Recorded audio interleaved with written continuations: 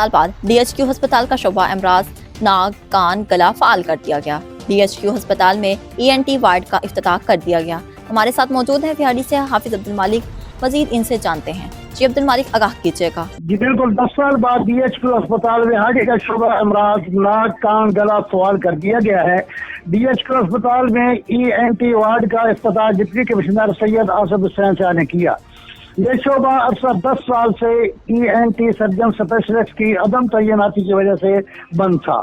Deputy commissioner سید آصف حسین شاہ کی خصوصی کاوشوں سے DHQ ہسپتال میں ڈاکٹر خالد محمود کی بطور چیف کنسلٹنٹ تعیناتی عمل میں آئی ہے۔